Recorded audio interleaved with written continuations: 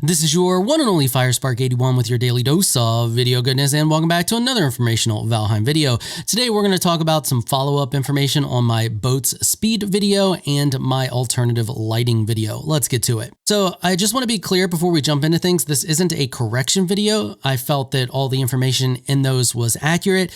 There was just missing information, and because of that, I felt the need to do a follow-up because they felt incomplete. So we're going to start off talking about the lighting. I missed a really big one. I did not realize that the ward gives off a buttload of light. Let me drop it down to nighttime here. All right, here we go. It's nighttime, and you can see the ward doesn't give off any light, but when you activate it, it gives off a pretty decent chunk of light there. You can see it fills the whole room almost like a torch does, and we can easily see the sign there in the back. Let me zoom in just in case YouTube makes this video darker. And if you put another one down close by and you do the same thing, you can see that the light gets even brighter. So these have to be up there pretty high with alternative lighting sources, up there in the top 3. I think it's going to kick the key out of its 3rd spot there and take the 3rd spot because they're relatively easy to farm. You need 1 Surtling core, Grey Dwarf Eyes, and Fine Wood. Super cheap to make, and all of that stuff is easily farmable. And not nearly as hard to get a hold of as getting a trophy from a golem to drop, but it's not quite as easy as walking up on a mountain and finding a dragon egg. And it's a great option if you're looking for a nice warm light. Okay, so there's a few other things here that I did not realize gave off light when you hang them. So the Porcupine,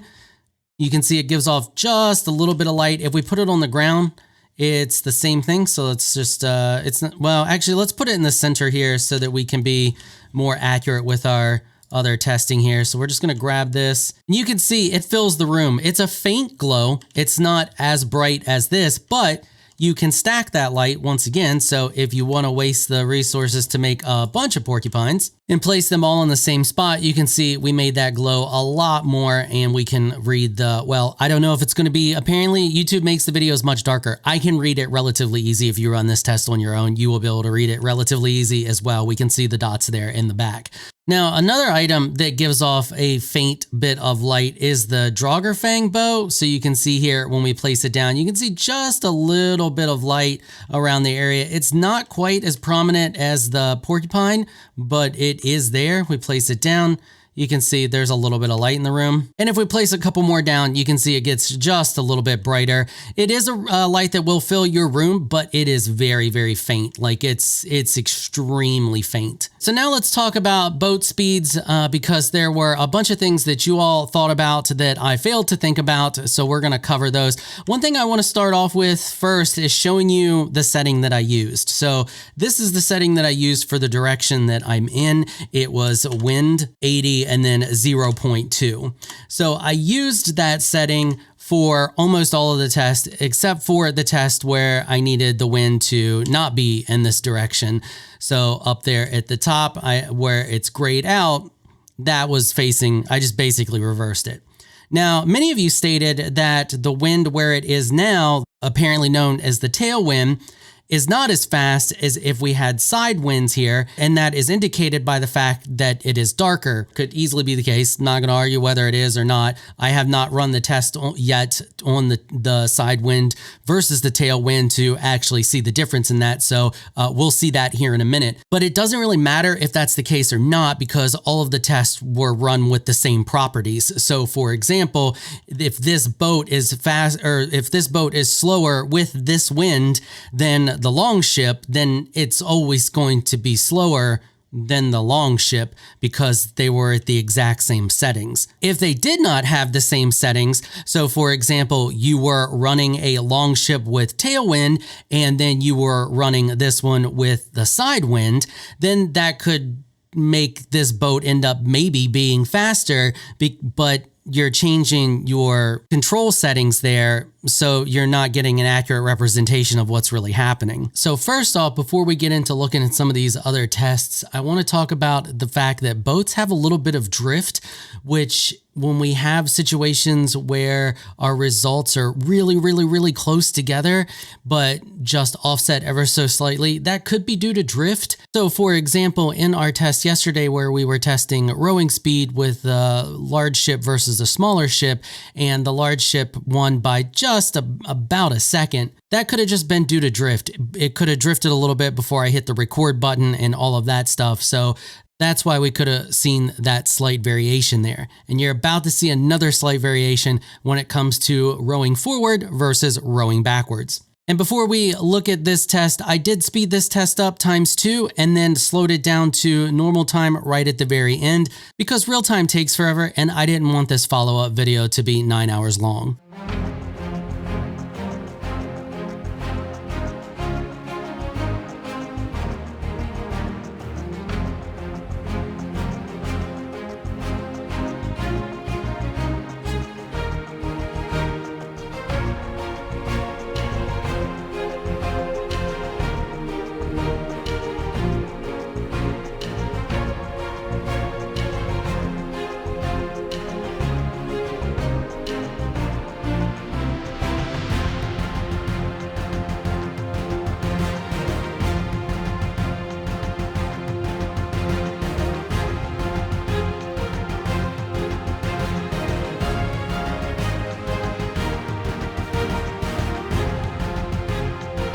And as you can see from that test, the rowing backwards hit ever so slightly sooner.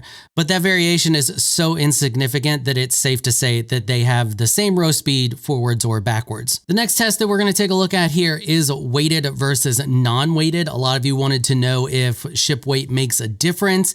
And once again, this is sped up ×2 and slowed down right at the very end.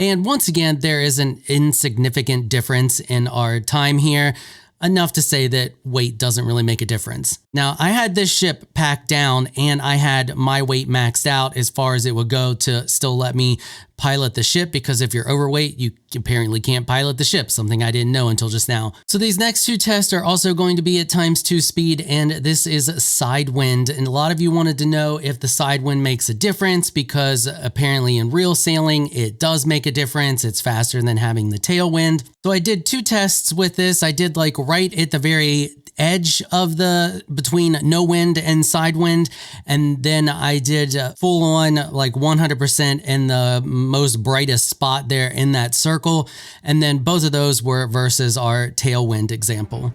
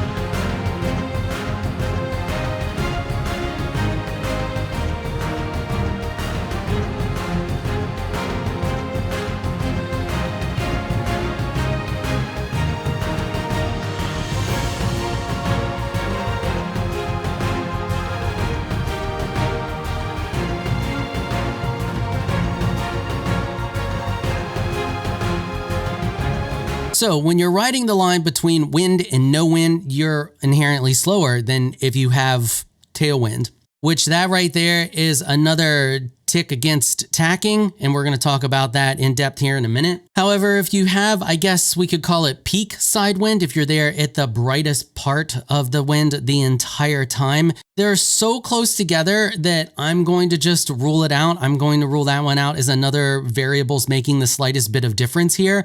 I don't think there's any difference between that and having full tailwind.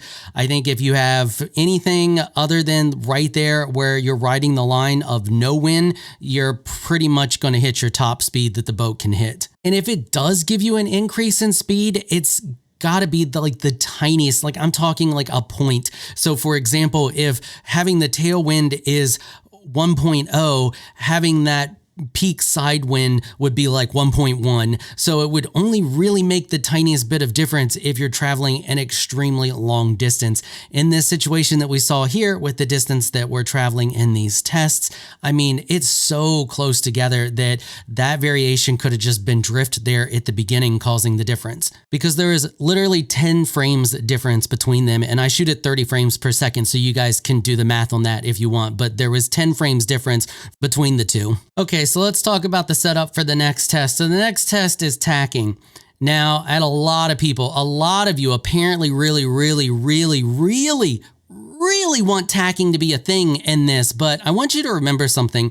This is not Microsoft Sailing Simulator. This is a game where you are a Viking stuck in purgatory developed by a very small group of people. So for all of you out there who just really want this game to be a super accurate sailing simulator, it's just not, because of inherent other mechanics that are in the game and the inherent mechanics of sailing itself. So in this tacking versus paddling test, I covered a few things that I left out of the other test. A lot of you said that I should pick the sails up and go into paddling when I am turning. Now that does make a difference, and we'll talk about that here in a second.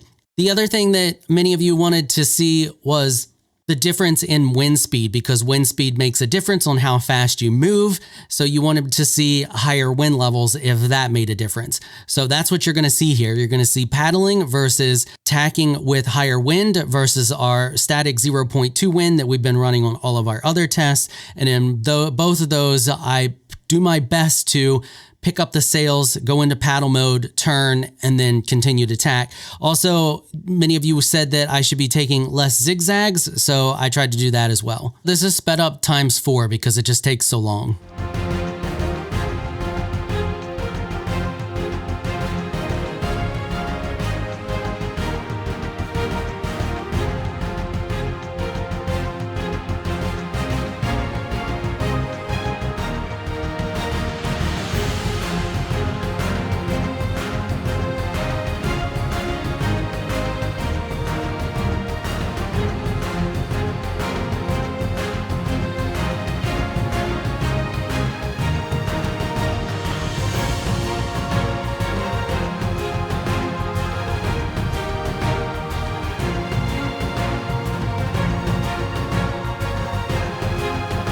So, as we saw there, paddling is still faster. However, higher wind speed with less zigzags obviously is going to beat a lower wind speed with more zigzags.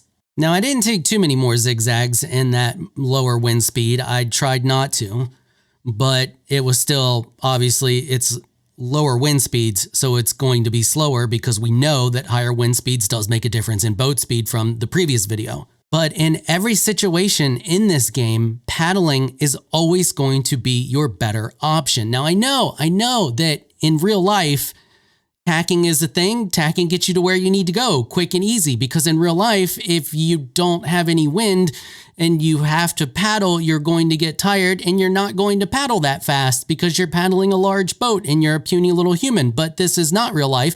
This is a video game where paddling does not involve any stamina and it's actually relatively fast. And you are also going in a straight line, which is just going to be faster than not going in a straight line. On top of that, when it comes to tacking, you have the problem of human error. You have the issue of not getting your turns just right and not hitting the keys right on time. And all of that stuff is going to slow you down, where if you're paddling, you just point the boat in the direction you want to go and you hit forward one time and you wait patiently.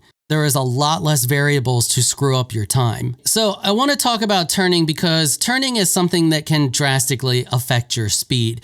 So we have just the edge of the wind here, and we're gonna pop out our sails here, and we're gonna wait until we get a little bit of speed going, and then I'm going to just do a dead turn with the sails out.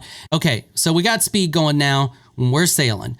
All right, so now we want to turn, and we don't want to turn all the way around. We want to turn through the wind here, or through the dead zone. So we're just going to turn. Well, it helps if you turn the right way. We're going to turn the right way, and I want you to watch what happens. So we have speed, then all of a sudden our speed just completely dies down, and we lose a little bit here before we catch the wind again and we get going.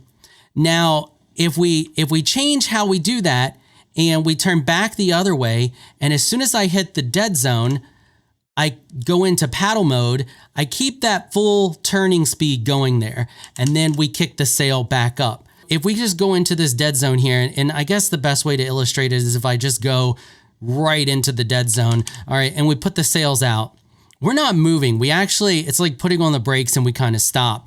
And if we try to turn now, it takes a minute. It's obviously not as fast as if we just go into paddle mode. So that there can make a difference with your turning. That's the only difference that makes, because no matter what, whether you drop into paddle mode or you leave your sails up, turning still stops your momentum in the direction that you're going when you turn through the dead zone. All right, so here we go with some wind, and we are turning with wind power. So we have wind power the whole time here, and you can see we got a nice smooth turn. But as soon as we hit that dead zone, it's going to bring us to a stop. You can see there we go. We just stopped. And now we're turning and we're turning, and then we catch the wind again and we take off going. If we do the same thing, but we drop down to a row, we still get that stoppage there while we're turning. So we have wind, we're turning, and the same thing happens if we were paddling instead of having the wind. We would just turn sharper. And now we drop down. You can see we lost our wake there. We still lose that momentum, and then we kick up. No matter what, you're gonna lose your momentum when you turn through the dead zone. What you do get, though, by dropping down into a paddle is a smoother turn. So you lose your momentum, but your turn speed changes. I hope I'm making that clear. So it doesn't really affect how quickly your speed is when you're tacking, other than the fact that you're going to spend less time turning. That's the only thing that it really does there. It doesn't help propel you forward or keep that forward momentum going. All right, well, hopefully you all found this video helpful and informational. Hopefully it covered all the things that I missed from the previous videos. If you did, consider hitting the subscribe button, notification bell, like, comment, all that good stuff. You guys know what to do. I want to give a massive thank you to my supporters on Patreon for making this episode possible. Y'all are absolutely amazing people. If you would like to join my Elite Crew Patreon supporters, please check out the link in the description below. If you enjoyed this video, please leave a comment down below. Let me know what you thought. If you're shy, you don't like to comment, just hit that thumbs up button and show your support. Until next time, thanks for watching.